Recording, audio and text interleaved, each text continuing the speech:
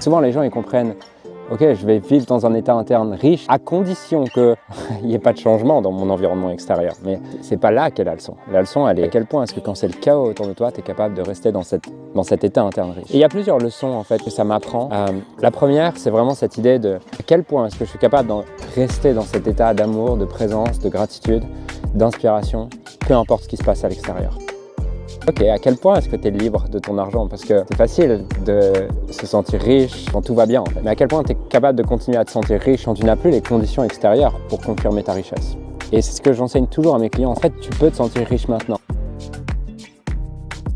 Là, je suis dans la même situation où en fait la vie me teste. Est-ce que en fait ma richesse intérieure, elle est dépendante de mes circonstances extérieures ou est-ce que je suis capable de la maintenir peu importe les circonstances extérieures? Ça, c'est vraiment la première leçon, c'est génial. Je le vois vraiment comme une opportunité de voir où est-ce que j'en suis dans mon développement personnel, dans mon développement spirituel. C'est comme dans le sport, tu peux t'entraîner. Tu peux penser que tu es prêt pour la course, mais il n'y a que le jour de la course où tu vas vraiment où t'en es. Et je pense que c'est pareil pour le développement personnel, pour la spiritualité, pour toutes ces choses-là. Tu découvres où est-ce que tu en es le jour où la vie frappe. C'est facile le reste du temps. Mais le vrai entraînement, il commence là où la vie frappe fort. L'entraînement, il commence quand il y a un fight, quand tu perds quelque chose, c'est là où tu vois vraiment où t'en es. Donc ça, c'est vraiment la première leçon. La seconde leçon, c'est la leçon que tu peux pas ressentir de l'amour et de la compassion en même temps que tu es en train de souffrir. Tu peux pas faire les deux en même temps. Et je vois à quel point, quand je me concentre sur les autres, quand il s'agit plus de moi, j'ai une énergie qui est illimitée. Comment je vais faire pour combiner mon désir profond de vivre ma vie de plus en plus le cœur ouvert, avec de plus en plus de gratitude, vraiment connecter à moi, à mon âme et m'engager dans des projets extérieurs qui vont me stresser ou être des sources potentielles de stress selon comment je les vois. Et comment je fais pour combiner les deux? Je me rends compte que quand tu combines les deux, c'est comme si les deux pouvaient céder à partir du moment où tu laisses les deux pouvoir céder dans ton esprit.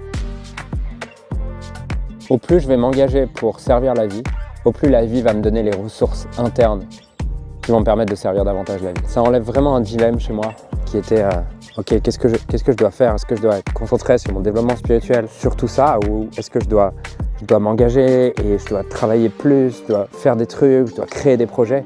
Et en fait, je vois que c'est pas l'un ou l'autre, c'est les deux, parce que quand je connecte vraiment à comment je peux servir, j'ai naturellement les deux qui deviennent possibles. Et c'était vraiment cette idée que j'avais déjà entendue de la part de parents souvent qui disaient, mais en fait, quand j'ai commencé à avoir des enfants, c'est comme si c'était plus qu'à propos de moi et il y avait plus d'énergie disponible. Il y avait une autre énergie qui était disponible et qui n'était pas disponible avant. Je vais protéger mon intérêt et je vais protéger ce qui est important pour moi.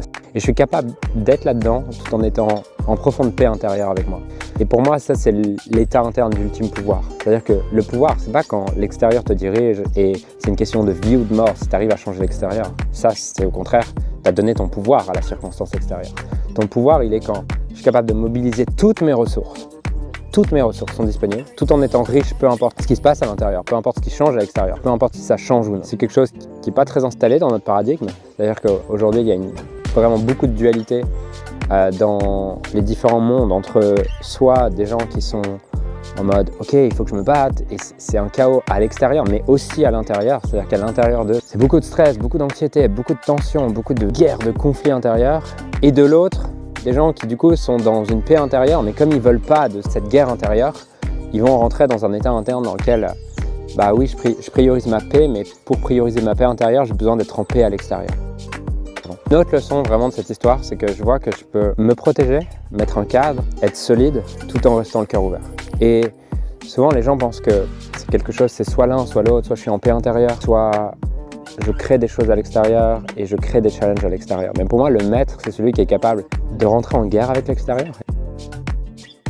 Ouais, en fait, les humains sont le fruit de ce qu'on leur a appris, de ce qu'on leur a montré. C'est-à-dire que si on t'a montré, quand on te vole, tu voles les autres. Si on t'a montré que quand t'arrive une merde, tu te mets en colère parce que tes parents n'avaient pas d'autres ressources que ça, c'est comme ça que tu vis. Et je crois qu'on arrive à un moment donné où, en tout cas moi j'arrive à un moment donné où ça fait plusieurs années que je vis vraiment de plus en plus cet espace de il peut se passer quoi que ce soit à l'extérieur, ça ne viendra pas affecter ma paix intérieure. J'ai envie de montrer aussi ce chemin. J'ai envie de montrer que c'est possible. J'ai envie de montrer que tu ne peux pas laisser autant de pouvoir aux circonstances.